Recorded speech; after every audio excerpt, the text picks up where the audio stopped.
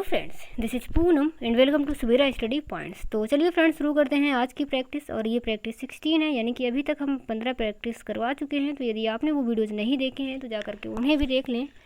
सभी वीडियो आपको एक साथ प्लेलिस्ट में मिल जाएंगी।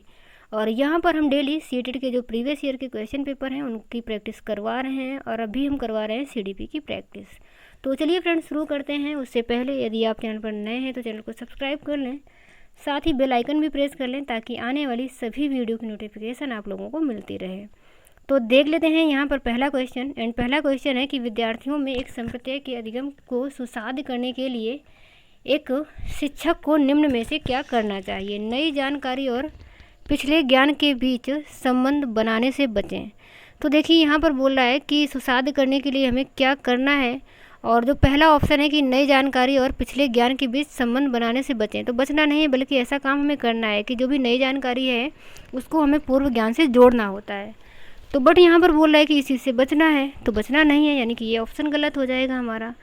इसके अलावा जो सेकेंड ऑप्शन है कि नियमों को समझने और अवधारणा की विशेषताओं को परिभाषित करने पर ध्यान दें, या फिर विषय वस्तु से संबंधित आवश्यक और गैर आवश्यक, तो गैर आवश्यक जानकारियों को मिश्रित नहीं करना है, जो आवश्यक हो वही जानकारी।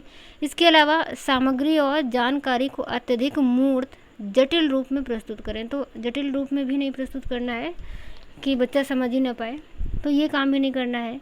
यानी कि अधिगम को सुसाध्य बनाने के लिए हमें क्या करना है कि नियमों को समझने की जो अवधारणाएं हैं, यानी कि हमें समझ पर जोर देना है। तो नियमों के समझने की अवधारणाओं की विशेषताओं को परिभाषित करना है। परिभाषित करने से मतलब यहाँ पर आप परिभाषा में मत जाइएगा। कहने का मतलब ये है कि जो नियमों को समझने की अवधारणा होती है उनको किस तरीके से बताया जाए, तो उस चीज़ पर हमको यहाँ पर ध्यान देना है। तो ऑप्शन हमारा यहाँ पर सेकेंड नंबर सही हो जाएगा। उसके अलावा हम देख लेते हैं अगला क्वेश्चन। एंड अगला क्वेश्चन है कि किसी समस्या को हल करने के लिए विद्यार्थियों की मदद करने के लिए एक शिक्षक को निम्न में से क्या करना चाहिए। असंगत जानकारी को चिन्हित करके विद्यार्थियों को भ्रमित करना, तो ये काम नहीं करना है, विद्यार्थियों को भ्रमित नहीं करना है। और विद्यार्थियों को सीधे उत्तर बताएं और उन्हें इसे नकल करने के लिए कहें, तो ये काम भी नहीं करना है कि सीधे उन्हें उत्तर बता दिया जाए या फिर नकल करने के लिए कहा जाए। ऐसे संकेत दें जो प्रासंगिक स्कीमा संरचना को सक्रिय करें या फिर जानकारी को वियोजित खंडों में विभाजित करें। तो हमें क्या करना है कि हमें ऐसे संकेत देने हैं जो प्रासंगिक हों और स्कीमा या फिर संरचना को सक्रिय करें। तो ऑप्शन हमारा यहाँ पर थर्ड नंबर सही हो जाएगा। उसके बाद हम देख लेते हैं अगला क्वेश्चन। बच्चों के प्राथमिक सामाजिकरण के लिए जिम्मेदार है क्या? स्कूल, धार्मिक संस्थान, जनसंचार के साधन या फिर परिवार।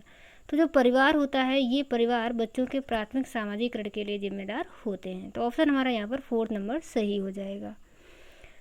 उसके बाद हम देख लेते हैं अगला क्वेश्चन कि लेव वाइगोस्की निम्नलिखित में से किन कारकों को बच्चों के संज्ञानात्मक विकास के लिए महत्वपूर्ण मानते हैं। तो जो लेव वाइगोस्की हैं ये संस्कृति को महत्वपूर्ण मानते हैं और भाषा को भी महत्वपूर्ण मानते हैं। तो ऑप्शन हमारा ए और बी सही रहेगा। इसके अलावा स्कीमा की बात ये नहीं करते और ना ही उद्दीपन प्रक्रिया संबंधों का निर्माण की बात करते हैं। तो ऑप्शन हमारा यहाँ पर ए और बी सही हो जाएगा, यानी कि ऑप्शन हमारा यहाँ पर पहला वाला सही हो जाएगा। उसके बाद हम देख लेते हैं अगला क्वेश्चन। और अगला क्वेश्चन है कि एक शिक्षक हमेशा लड़कों को फर्नीचर को हिलाने जैसे कार्य करने के लिए कहता है और लड़कियों को कक्षा को साफ सुथरा रखने के लिए कहता है। तो यह धारणा उपयुक्त नहीं है, क्योंकि यह किस चीज़ का उदाहरण है? रूढ़वादिता का, जेंडर पहचान का, जेंडर स्थिरता का या फिर जेंडर समानता का। तो ये जो पहचान होती है कि लड़कों को वह भारी काम करने के लिए कहता है, जबकि जो लड़कियां हैं उनको झाड़ू पोछा वाले काम करने के लिए कहता है। तो ये जो चीज़ें होती हैं ये रूढ़वादिता को दर्शाती हैं, यानी कि जेंडर रूढ़वादिता यहाँ पर हो रही है। तो ऑप्शन हमारा पहला वाला यहाँ पर सही हो जाएगा। उसके बाद हम देख लेते हैं अगला क्वेश्चन कि वो विद्यार्थी जिनमें ध्यान न्यूनता अति क्रियाशीलता विकार है, उनकी पहचान किस क्षेत्र में उनके सामने आने वाली चुनौतियों से की जा सकती है। तो जो ध्यान न्यूनता अति क्रियाशीलता विकार होता है जिन बच्चों में, वो किसी एक चीज़ पर ज़्यादा देर तक ध्यान केंद्रित नहीं कर पाते। तो ऐसे में उन्हें किस क्षेत्र में जो चुनौतियां हैं वो आ सकती हैं। तो लिखित पाठ को समझने में नहीं आएंगी, भाई जो लिखित पाठ है उसको तो वह समझ ही लेगा, बल्कि जो अति क्रियाशीलता वाले होते हैं वो मतलब ज़्यादा टाइम तक ध्यान नहीं केंद्रित कर पाते। तो इसका ध्यान केंद्रित करने से पाठ समझने का कोई संबंध नहीं है, यानी कि पाठ को वो समझ लेंगे। इसके अलावा किसी दिए गए कार्य को लंबे समय तक जारी रखना या फिर स्थितियों का अवबोधन और समझना, तो वो समझ लेगा, अवबोध भी कर लेगा। उसका पर्याप्त ऊर्जा स्तर बनाए रखना, तो ऊर्जा स्तर भी बना रहता है बट ध्यान केंद्रित नहीं हो पाता, यानी कि ऑप्शन हमारा जो सेकेंड नंबर है कि किसी भी दिए गए कार्य को लंबे समय तक जारी रख पाना। तो लंबे समय तक जारी नहीं रख पाएगा क्योंकि उसका जो ध्यान है वो एक ही चीज़ पर केंद्रित नहीं रहता, यानी कि एक ही काम को वो लंबे समय तक नहीं कर पाएगा। तो ऑप्शन यहाँ पर हमारा सेकेंड नंबर सही हो जाएगा। उसके बाद हम देख लेते हैं अगला क्वेश्चन कि शिक्षण अधिगम का रचनावादी दृष्टिकोण सूचना की निष्क्रिय प्राप्ति पर जोर देता है। तो निष्क्रिय पर नहीं देता बल्कि सक्रिय पर देता है। बच्चों की बुद्धि लब्धि की गणना को प्रोत्साहित करता है, यानी कि बुद्धि लब्धि की ही गणना को प्रोत्साहित करना। तो ऐसा भी नहीं है कि जो रचनावादी दृष्टिकोण है वो बुद्धि के बारे में बात करें, यानी कि सिर्फ बुद्धि लब्धि की जो गणना है उसको प्रोत्साहित किया जाए, तो ऐसा नहीं है। इसके अलावा अधिगम को अर्थ क्रिया के रूप में देखता है या फिर क्रमादेशित निर्देश के उपयोग पर केंद्रित है। तो ये भी नहीं सही है कि बच्चों को सिर्फ क्रम से निर्देश देते रहें, तो ये नहीं सही है। बल्कि जो ऑप्शन हमारा तीसरा है कि अधिगम को अर्थ क्रिया के रूप में देखता है, यानी कि जो रचनावादी दृष्टिकोण होता है वो अधिगम को कैसे देखता है कि उसका जो अर्थ है तो अर्थ क्रिया के रूप में देखता है। उसके बाद हम देख लेते हैं अगला क्वेश्चन, निम्न में से कौन से कारकों द्वारा विद्यालयों में बच्चों का अधिगम से जुड़ाव प्रभावित होता है? पारिवारिक सामाजिकरण, समकक्षी संबंध, सांस्कृतिक मूल या फिर बच्चों का आत्मसम्मान। तो ये सभी चीज़ें हैं जिन कारकों के द्वारा विद्यालयों में बच्चों का जो अधिगम से जुड़ाव है वो प्रभावित होता है, यानी कि पारिवारिक और सामाजिक कारण भी हो सकते हैं, समकक्षी संबंध भी, सांस्कृतिक मूल भी प्रभावित करते हैं, साथ ही बच्चों का आत्मसम्मान भी प्रभावित करता है। तो ऑप्शन हमारा 1, 2, 3, 4 सभी ही सही हो जाएंगे, यानी कि ऑप्शन हमारा जो तीसरा वाला है ये सही हो जाएगा। उसके बाद हम देख लेते हैं अगला क्वेश्चन कि लेव वाइगोस्की के अनुसार निम्न में से किसके लिए समीपस्थ विकास क्षेत्र का इस्तेमाल करना चाहिए? समीपस्थ विकास यानी कि ZPD का, तो ये किया जाता है अध्यापन और मूल्यांकन दोनों के लिए ही। तो ऑप्शन हमारा यहाँ पर पहला वाला ही सही हो जाएगा। उसके बाद हम देख लेते हैं अगला क्वेश्चन, 1.5 से 2.5 साल की उम्र के बच्चों द्वारा अक्सर उच्चारित द्विशब्दीय उच्चारणों को क्या कहेंगे? यानी कि 1.5 से 2.5 साल का कोई बच्चा है तो वो जो भी शब्दों का उच्चारण कर रहा है, द्विशब्दीय शब्दों का उच्चारण, तो उसको क्या कहा जाएगा? ऑप्शन देख लेते हैं, वाचन का अधिविस्तारण, तार प्रसिद्ध वाचन, नवनवाद या फिर बकवाद।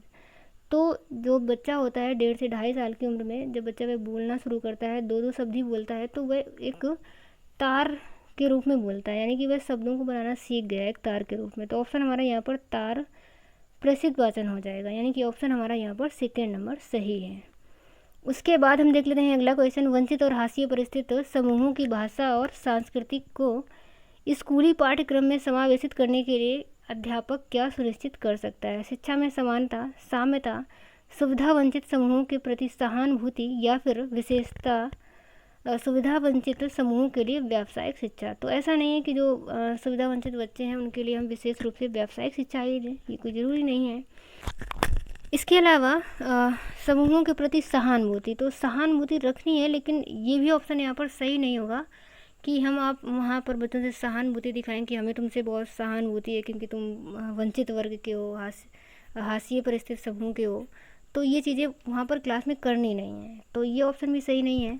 इसके अलावा शिक्षा में समानता यानी कि सभी को समान शिक्षा देना, तो ये इस वजह से सही नहीं है, यानी कि शिक्षा तो समान ही देनी है, लेकिन समानता और साम्यता में अंतर है। समानता से मतलब होता है कि क्योंकि कई तरीके के बच्चे होते हैं तो आप समान ही शिक्षा दे रहे हो सभी को, क्योंकि किसी की क्षमता कम है, किसी की ज़्यादा है, तो आप वहाँ पर क्लास में बच्चों से सभी को समान वर्क नहीं देंगे या समान तरीके से शिक्षा नहीं देंगे, बल्कि शिक्षा में साम्यता रखेंगे, यानी कि सभी को आपको शिक्षा देनी है, क्लास में एक साथ रख करके साम्यता रखनी है, यानी कि शिक्षा सभी को देनी है। तो ऑप्शन हमारा यहाँ पर सेकेंड वाला सही हो जाएगा। तो समानता और साम्यता में कन्फ्यूज नहीं होना, समानता वाला नहीं सही होगा बल्कि साम्यता वाला सही होगा। उसके बाद हम देख लेते हैं अगला क्वेश्चन कि बच्चों की असफलता अक्सर विद्यालय की असफलता होती है। निम्न में से कौन सा कथन इस वाक्य का समर्थन करता है? स्कूलों का अस्तित्व विद्यार्थियों के सामर्थ्य में विभेदीकरण करने हेतु है। तो कभी भी विद्यार्थियों का विभेदीकरण नहीं करना है कि उनको हम उनकी सामर्थ्य के हिसाब से विभेदीकरण कर दें, तो ये नहीं करना है। ऐसे बच्चों में हीन भावनाएं आ जाती हैं। तो विभेदीकरण यानी कि उनको विभेद नहीं करना है, अलग अलग नहीं करना है। इसके अलावा बच्चे इसलिए असफल होते हैं क्योंकि विद्यालय बच्चों के सीखने की विविध गतियों का संज्ञान नहीं करते। तो यही बात सही है कि कोई भी बच्चा यदि असफल हुआ है तो इसका मतलब ये है कि जो विद्यालय हैं, तो विद्यालय ने बच्चों की जो सीखने की गतियाँ हैं, क्योंकि बच्चों की क्षमताएं अलग अलग होती हैं, रुचियाँ भी अलग अलग होती हैं, तो विद्यालय ने उनकी जो सीखने की गतियाँ हैं उनको संज्ञान में नहीं लिया कि बच्चा, कोई भी बच्चा है वो किस तरीके से सीखेगा, इस चीज़ को समझा नहीं विद्यालय ने। तो इस वजह से कोई बच्चा असफल हो जाता है। तो ऑप्शन हमारा यहाँ पर सेकेंड ही सही हो जाएगा। इसके अलावा हम देख लेते हैं अगला क्वेश्चन, और हमारा अगला क्वेश्चन है कि शिक्षिका के विद्यार्थियों की, खासकर सुविधा वंचित वर्ग, सफलता एवं असफलता के बारे में विचार अक्सर उनके सीखने व प्रेरणा को प्रभावित करते हैं। इस संदर्भ में कौन सा कथन सही है? शिक्षक की अपेक्षाएं बच्चों के सीखने को बेहद प्रभावित करती हैं और शिक्षक को कक्षा में बच्चों की सहायता पर काबू रखना चाहिए, तो ये सही नहीं है। इसके अलावा शिक्षक को बच्चों को प्रतिस्पर्धा भी नहीं करवानी है। और अगला है कि शिक्षक को ऐसे विद्यार्थियों को हर हालत में असफलता से बचने के लिए रणनीतियों का प्रशिक्षण देना चाहिए। तो हर हाल में असफलता से बचाना और प्रशिक्षण देना, तो ये एक तरीके से कहीं ना कहीं आप फिर रटवाने का काम करने लग जाएंगे कि जो विद्यार्थी है वो किसी भी तरीके से पास हो जाए। तो ये काम भी नहीं करना है, बल्कि असफलता के बारे में जो भी उनके विचार हैं, तो ये शिक्षक की अपेक्षाएं जो होती हैं वो बच्चों को सीखने से बेहद प्रभावित करती हैं। तो ऑप्शन हमारा यहाँ पर फर्स्ट नंबर सही हो जाएगा। उसके बाद हम देख लेते हैं अगला क्वेश्चन, और अगला क्वेश्चन है कि जीन पियाजे के सिद्धांतों के अनुसार अनुकूलन किन दो मूल प्रक्रियाओं को समाहित करता है? तो जो अनुकूलन होता है ये समायोजन और समावेशन को समाहित करता है, यानी कि अनुकूलन के अंदर दो चीज़ें आती हैं, एक तो समायोजन और एक समावेशन। उसके बाद हम देख लेते हैं अगला क्वेश्चन, और अगला क्वेश्चन है कि पूजा अपनी दोस्त को कहती है कि हमें कक्षा के नियमों का पालन करना चाहिए वरना शिक्षिका हमें बाहर खेलने की अनुमति नहीं देगी। पूजा लॉरेंस कोहल वर्ग के नैतिक विकास के किस चरण में है? तो यानी कि यहाँ पर जो पूजा है वो किस चीज़ का, आज्ञा का पालन कर रही है, और क्यों कर रही है? ताकि उसको दंड ना दिया जाए, तो वह दंड एवं आज्ञा पालन की अवस्था में है। तो ऑप्शन हमारा यहाँ पर पहला वाला ही सही हो जाएगा। इसके बाद अगला क्वेश्चन हम देख लेते हैं, मूल्यांकन का केंद्र क्या होना चाहिए? अधिगमकर्ता क्या नहीं कर सकता, इसका चित्रण करना। तो ये बात ही गलत है पहली बात तो, कि अधिगमकर्ता क्या नहीं कर सकता, ये हम डिसाइड नहीं करेंगे कि वह क्या नहीं कर सकता, क्योंकि सभी में क्षमताएं होती हैं। तो ये डिसाइड ही नहीं करना है कि वह क्या नहीं कर सकता, वह कर सकता है आप यदि उसको सही से करवाएंगे। तो ये ऑप्शन गलत है। कक्षा के दूसरे बच्चों की तुलना में अधिगमकर्ता के प्रदर्शन का स्पष्टीकरण करना, ये काम भी नहीं करना है, क्योंकि तुलना हमें करनी ही नहीं है बच्चों की आपस में।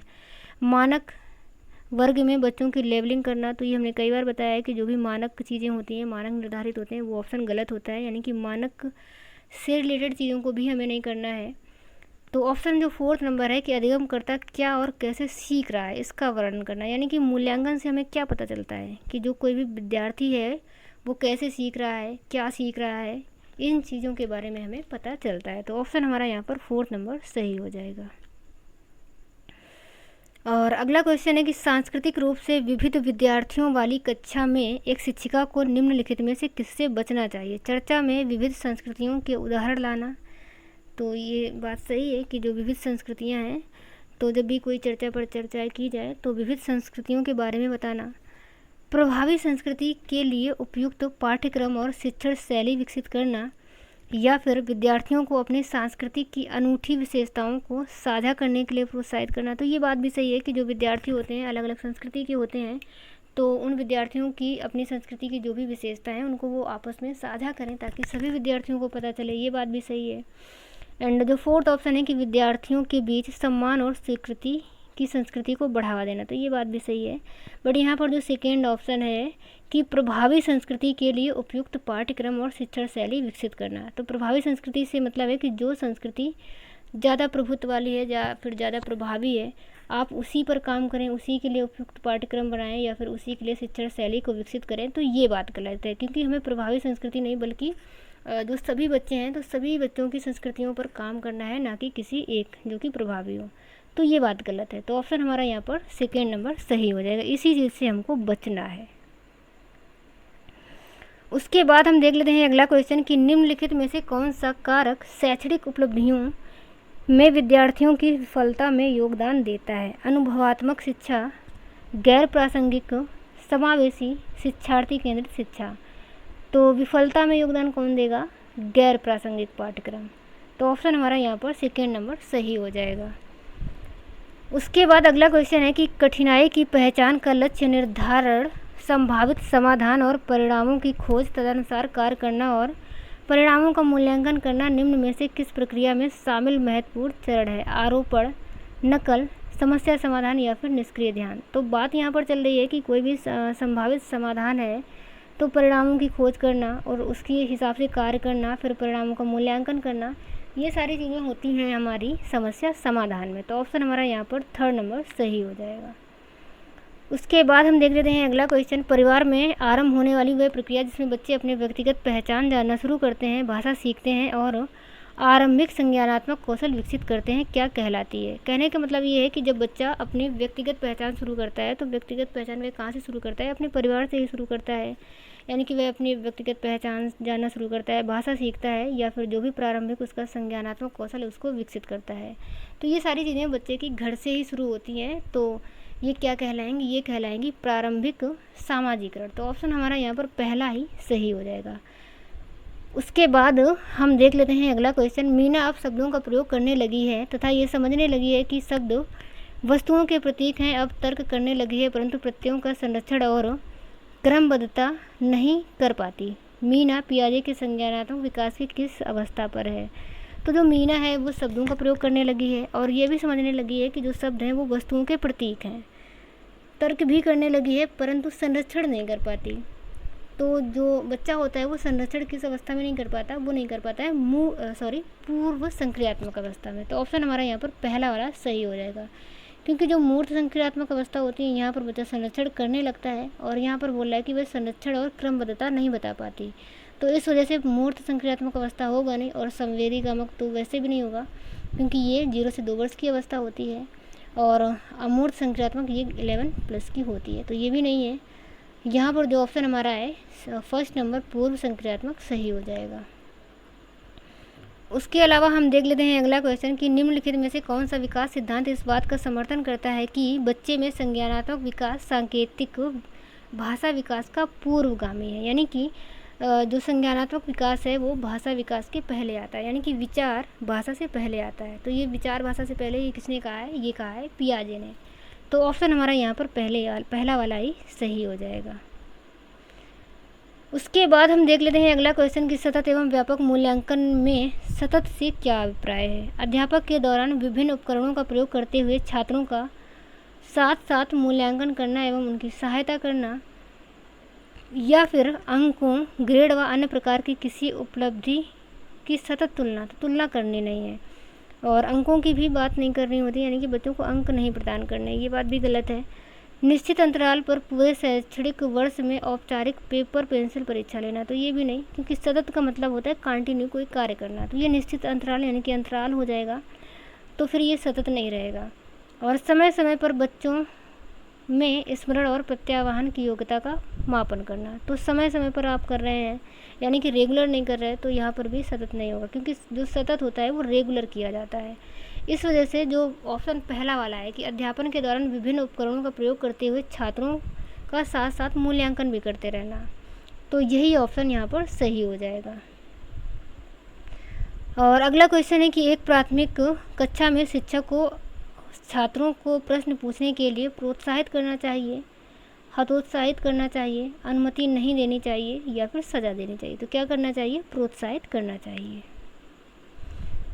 और अगला क्वेश्चन है कि रचिता एक गणित अध्यापिका अपने छात्रों की भाषा कथन वाले प्रश्नों में सही प्रक्रिया पहचानने में त्रुटियों का विश्लेषण कर रही है, इसके पीछे उसका क्या उद्देश्य है? यानी कि जो रचिता है वो एक गणित की अध्यापिका है और उसने छात्रों को एक भाषा कथन वाला प्रश्न दिया। उसके बाद वह उनको मतलब उसको चेक कर रही है, उसमें जो बच्चों ने त्रुटियां की हैं तो वह उन त्रुटियों का विश्लेषण कर रही है। तो जो त्रुटियों के पीछे का विश्लेषण है उसका क्या कारण हो सकता है, मतलब क्या उद्देश्य हो सकता है। जो अधिक त्रुटियां वाले छात्रों को कम त्रुटियों वाले छात्रों से पृथक करना, तो पृथक नहीं करना है, ये हमने कई बार बताया है। दंड भी नहीं देना है, और त्रुटि सुधार के लिए अभ्यास वाले अधिक प्रश्न देना, तो ऐसा भी नहीं करना है, क्योंकि ये भी नहीं, क्योंकि जो त्रुटियाँ होती हैं वो स्वाभाविक होती हैं। एंड त्रुटियों को समझना, क्योंकि वे छात्रों के चिंतन को समझने में मदद करते हैं। तो यही बात सही है कि हमें उन बच्चों की त्रुटियों को समझना है। तो त्रुटियों से ही हमें पता चलता है कि बच्चा जो है वो किस प्रकार से सोच रहा है, क्यों वो ऐसी गलती कर रहा है। तो ऑप्शन हमारा यहाँ पर 4 नंबर सही हो जाएगा। अगला क्वेश्चन है कि कोहल वर्ग के भौतिक विकास सिद्धांत में दूसरे स्तर पर पारस्परिक नैतिकता की तीसरी अवस्था को क्या कहा जाता है। तो जो कोहल वर्ग है इन्होंने 3 अवस्थाएं बताई हैं, 3 स्तर दिए हैं, और उनमें सभी में 2-2 अवस्थाएं भी होती हैं।